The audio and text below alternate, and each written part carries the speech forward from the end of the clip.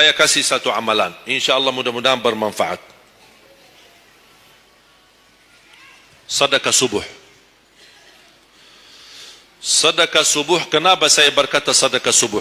Bukan berarti tidak boleh sedekah di waktu yang lain. Semua sedekah boleh di setiap waktu dan setiap saat, hari Jumat maupun selain hari Jumat. Tapi sedekah subuh itu termasuk sedekah yang terbaik. Kenapa? Bukan kata saya, tapi kata Rasulullah sallallahu alaihi wasallam. Setiap waktu subuh Allah turunkan malaikat, tugasnya mendoakan orang yang bersedekah subuh hari. Allahumma a'ti munfiqan khalafa. Ya Allah, ganti yang lebih baik bagi orang yang infak di subuh hari. Ibu-ibu lagi halangan tidak salat, sebelum beraktivitas isi sedekah subuh. Anda tidak usah susah-susah mencari anak yatim dan orang miskin di subuh hari. Mulai hari ini masing-masing bikin kotak amal atau botol atau kaling, simpan di rumah. Setiap habis salat subuh sebelum beraktivitas isi sedekahnya. Apalagi kalau sedekah itu disertai doa. Begitu anda sedekah, sebutkan hajatmu. Ya Allah, dengan berkah sedekah ini, ya Allah, saya ingin nikah. Mudahkan jodoh. Nikah lagi juga boleh doa, tidak apa-apa. Ada yang sedang melamar kerjaan, anda isi, wallahi dahsyat amalan ini, wallahi dahsyat, manfaatnya banyak untuk menyembuh penyakit, menabulkan hajat, memudahkan urusan, dan tidak pernah saya sampaikan amalan ini, semua alhamdulillah berhasil mendapatkan hajatnya. Begitu anda isi doa, ya Allah, dengan berkah sedekah ini mudahkan lamaran kerjaan saya. Ya Allah, dengan berkah sedekah ini mohon titipkan pahalanya untuk kedua orang tua saya. Kalau ada yang merasa dirinya suka marah, suka emosi, ya Allah, dengan berkah sedekah ini tenangkan hati dan jiwa saya agar tidak emosi lagi. Ya Allah, dengan berkah sedekah ini karuniai kepada aku anak penghafal Al-Quran. Bu, jemaah sekalian, saya berkeluarga 12 bersaudara, timnas. Dan kami memang sudah disusun satu lusin 12 ini mempersiapkan kalau timnas kita belum mampu membawa juara, insyaAllah kami sekeluarga siap mengganti timnas. Alhamdulillah dari saudara saya 12 ini 10 penghafal Al-Quran. Tapi orang tua saya awam, percaya enggak? Orang tua saya bukan ulama, bukan kiai, bukan ustaz. Ayah saya belajar kelas 3 SD. Ibu saya tidak pernah masuk sekolah sama sekali. Sampai usia 40 tahun masih buta huruf, tidak bisa baca Quran. Tapi Allah berikan karunia keturunan penghafal Al-Quran. Berkat apa? Salat mereka dan sedekah mereka, termasuk doa. Itu perjuangan mereka. Alhamdulillah sekarang ayah saya, ibu saya penghafal Al-Quran, yang jadi gurunya anaknya sendiri. Sekarang di Indonesia saya bawa 5 adik saya dan ditugaskan menjadi imam tarawih. Saya bawa mereka pindah dari Arab kemari. Ada 5. Yang perempuan sudah dinikahkan sama orang Indonesia, orang Jakarta. Dan saya dorong adik saya yang perempuan untuk menghafalkan suaminya biar jadi penghafal Quran. Yang 4 laki-laki, ada yang 2 bawa istrinya masing-masing dari Arab, yang 2 lagi saya nikahkan di Indonesia sama orang Indonesia. Ada 1 sama orang Sunda, 1 sama orang Lombok. Jangan khawatir bu, masih ada lagi. Bahkan saya dorong adik-adik saya semua wajib nikah 4. Masing-masing 4 istri. Kenapa? Supaya banyak keturunan. Kalau bisa setiap 1 istri 12, 1 lusin. Masya Allah, luar biasa.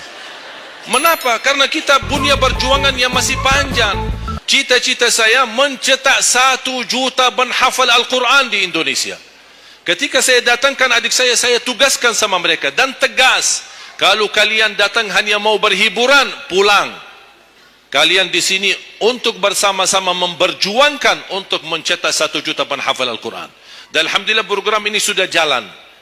Dan kita terus memperjuangkan, dan saya harap semua jamaah insyaAllah berkenan terlibat dalam program ini. Cita-cita saya semua masjid se-Indonesia insyaAllah diimami imam penghafal Al-Quran 30 juz. Bahkan lebih hebat lagi cita-cita saya. InsyaAllah saya yakin akan terjadi. InsyaAllah di demikian hari, di waktu yang Allah insyaAllah tentukan, insyaAllah presiden kita penghafal Al-Quran. Coba, ya Allah, rasanya enak.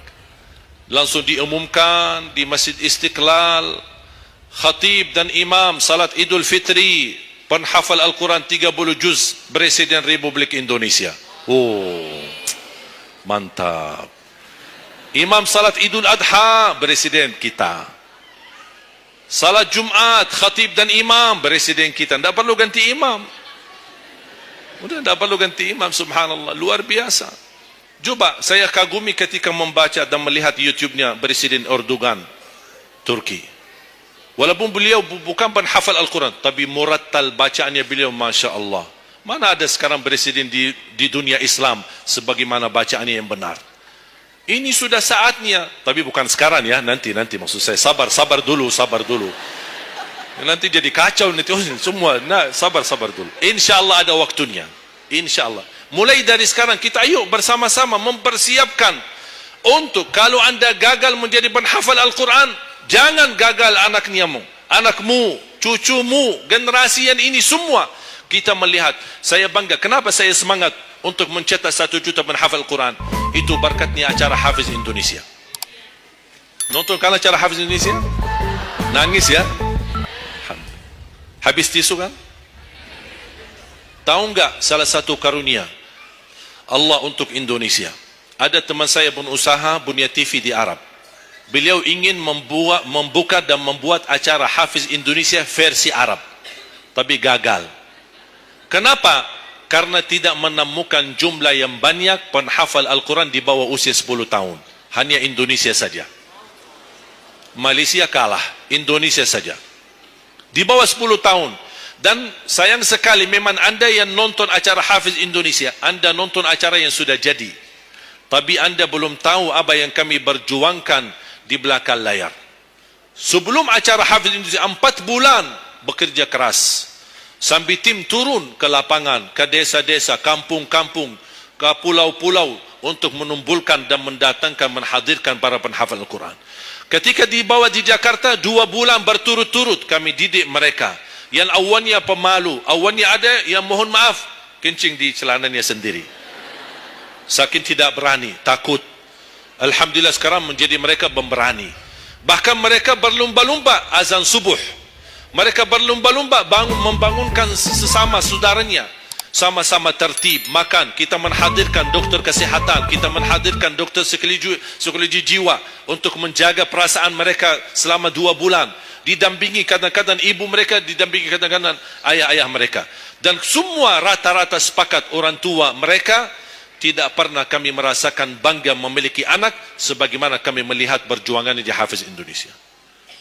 Dan alhamdulillah begitu selesai acara Hafiz Indonesia, kami tidak tinggalkan mereka. Kami terus kawal, kami terus pimpin. Dan alhamdulillah mereka di kampung masing-masing sudah membangun rumah tahfiz. Ada yang membangun pesantren untuk mencetak dan melahirkan jumlah yang banyak penghafal Al-Quran.